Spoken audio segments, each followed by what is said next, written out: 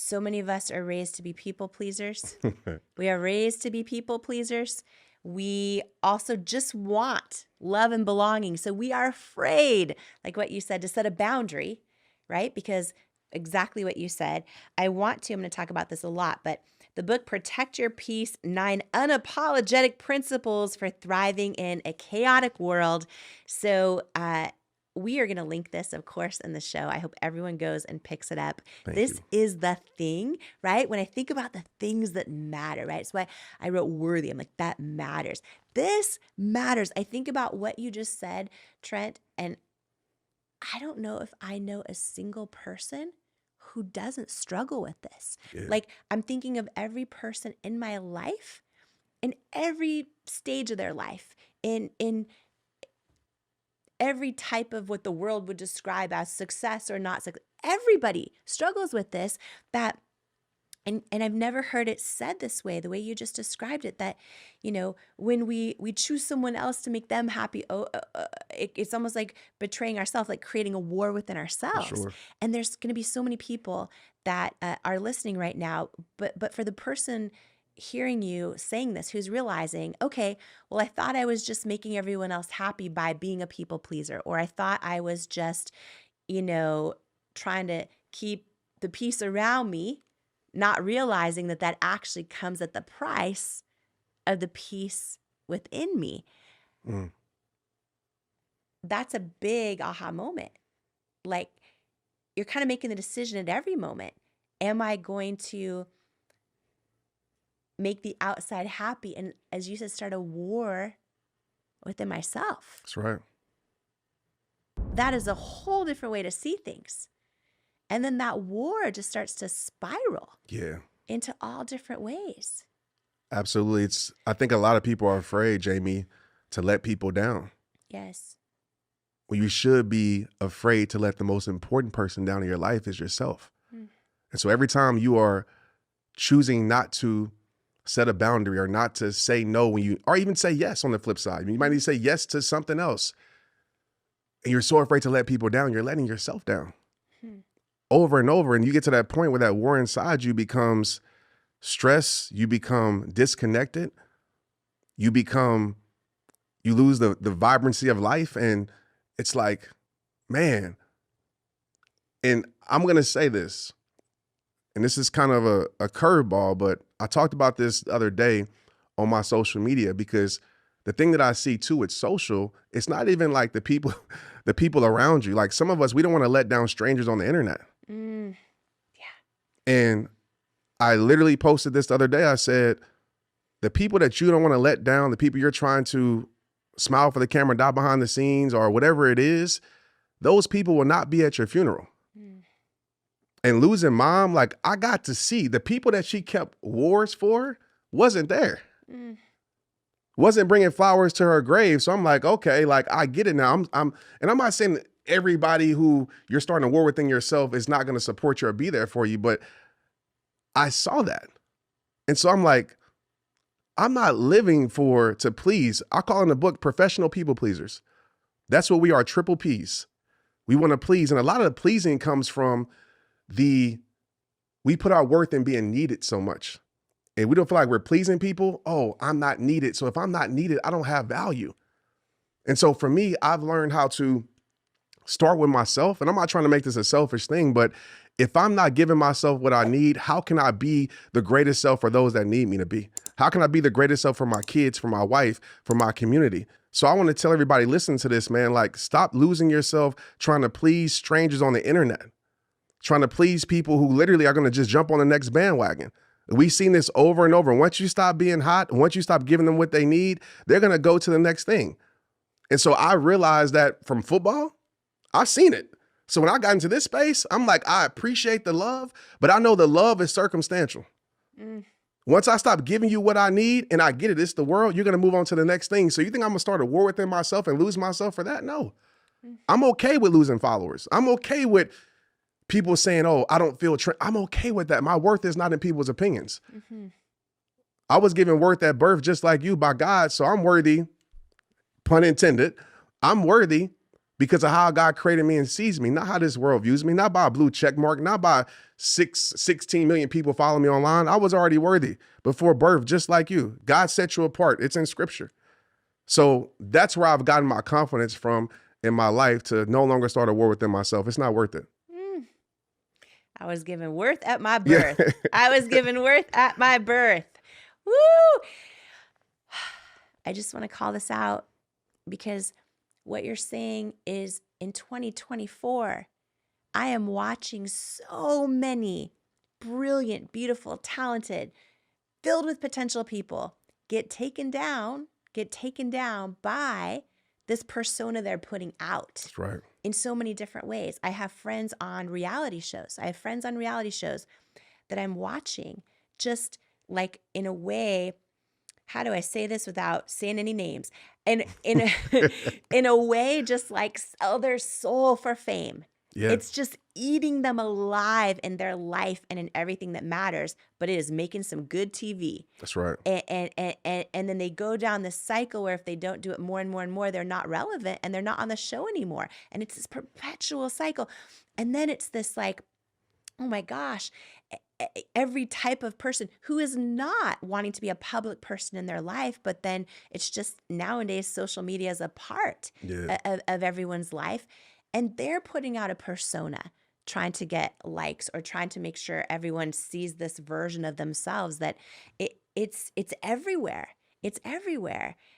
And a lot of people are starting to believe the lie that their worth is tied to it. That their worth is tied to it. And this is what I think is such a blessing about the things, as you say, the things we go through can become the things we make it through. Because you've had the big things happen in your life. You've had the things that the world says, you know what I mean, that make you worthy. You and I have both had different things happen in our life that we've worked really hard for, only to realize when we get them or when we lose them, like, okay, we learned a lot of lessons in them. And also that does not define my worth.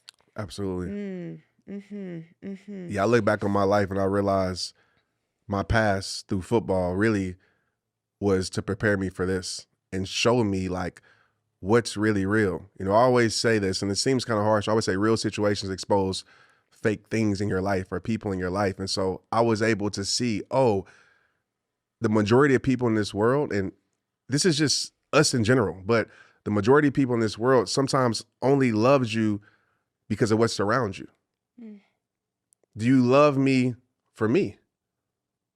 And if I don't have a consensus yes, then I put you in the place where I feel like you need to be in my life. And I think a lot of times what we do, Jamie, is we put unfair expectations on people. We give people titles that they don't deserve. We give people the title of a friend. We give people the title of all these things when they haven't shown or proved it. And so I think that's where we mess up, even on social media. Like, this is my family, and I have the rehabbers across the world, and I appreciate them. But we make these friends, or they really care about me. And besides liking what you do for them, and I know it's a two-way street, we build relationships these days, I feel like, off of the weakest things. And no wonder when we go through trials and tribulations, things crumble. So I want to build something off that's solid. And so if it's only what surrounds my life that's attractive, that's one of the things that we talked about earlier, where I'm always going to be my authentic self. Because if my heart is not enough for you, if this is not enough for you, then my success and the things that look sexy around my life aren't going to be enough for you. Because I know once that ends. Yeah. And you saw it through football. Absolutely. 100%. And you saw the people around you change when all of a sudden you're not. When we can't get in the clubs no more, when we Shelton. can't get around certain people, when I'm not paying for stuff no more, yes, 100%. And for every person listening, like for some of us, we're in a job and we think these are our friends, and then it shifts when we're no longer their boss or in a job with them or in a circumstance with them. And I think what you offered that's just so powerful that I'm going to think about now every single day, all the time, is just living your truth, knowing that if you're not, you're starting a war within you. Right. Yeah. So I think for the person listening right now who's like, well, how do I tell if the people around me now are really my true friends. I think it's just you live your authentic you and don't start wars in yourself. And if they love you for you doing that, that's probably a pretty good sign. Absolutely. People And who are your people, and there's exceptions, but they will never put more questions in your life than answers. mm, So if you have to question if it's mm, real, you probably got your answer. woo! That's what I would say. Just this morning, I was questioning if a friendship was real. Just this morning. And that Yeah. is, woo, if you got to question if it's real. Consistently, for sure. If you got to question it, yeah. Mm, mm. I want to ask you, Trent, you have said that uh, protecting your peace and protecting your mind is more important than any relationship Yeah. in your life. And you are an amazing husband, an amazing daddy, an amazing all of it, Thank you. all the things. Um, for the person listening who's like, oh, I'm just so good at giving all my love to my kids or all my love to my partner, all my love to everyone else, which is another version, can be another version of smiling for the camera while dying inside. Obviously, it's not performative. It comes from a beautiful place of great intention. But a lot of people wonder, I'm so good at being a mom or a dad or a friend or a partner, and yet they're not good at taking care of themselves and loving themselves. And we're almost taught to think it can be selfish. And everything you teach flips that on its head. So can you Yeah. explain to the person listening right now who's like, oh, but Trent, it's okay that I don't love myself or protect my own peace or start wars inside. I'm really good at showing up for my kids or my partner or in my job or whatever else, but that is not a recipe for a good life. To the person listening, watching this, I'm going to just say this. Do you think your kids don't know that you're not living your best life and giving everything to yourself? And is that the example you want to set for them? Because they know. No matter how much you tell them yes, how much you give to them, they know. My kids in my journey, when they know daddy isn't the best and daddy's stressed out and daddy is not protecting his peace, they know they can feel it. And so what I decided and committed to doesn't mean that you're not there for your kids, but I decided to see if I can illustrate this. So often we're told to pour into people's cups. And as givers, as people who help people, we're always pouring into cups. And they always say, you should have somebody in your life that can always refill your cup. For me, though, that's always still dependent on somebody else to refill your cup. And that's always not a guarantee you have that person to refill your cup. So a lot of people in this world, including myself at times, we're always pouring, giving to our kids, to people we love. And then we start to feel empty. So I committed my life to protecting your peace. And for me, that means having an abundance of what I need. So me out in nature, me working out, me doing the things, that's how I fill up my cup. Me meditating, me talking to God. And what happens, I tell the people around me, just stay around me. Don't worry about me pouring into your cup, because I'm going to protect my peace so hard. There will be an overflow of peace, joy that you will receive just by being around me. I don't have to worry about pouring, because you're going to get the overflow. And so with my kids, they realize that when I'm taking care of myself, they're getting the overflow. Wifey, she's getting the overflow. My team, they're getting the overflow because I'm taking care of me. So it's not selfish. It's actually, to me, more courageous to say, you know what? I'm going to stop trying to put out all these fires, and I'm just going to focus on giving myself what I need. And when I give myself what I need, I am better for everything around me. And they receive the overflow. Cup runneth over, and they're receiving the overflow of me protecting my peace.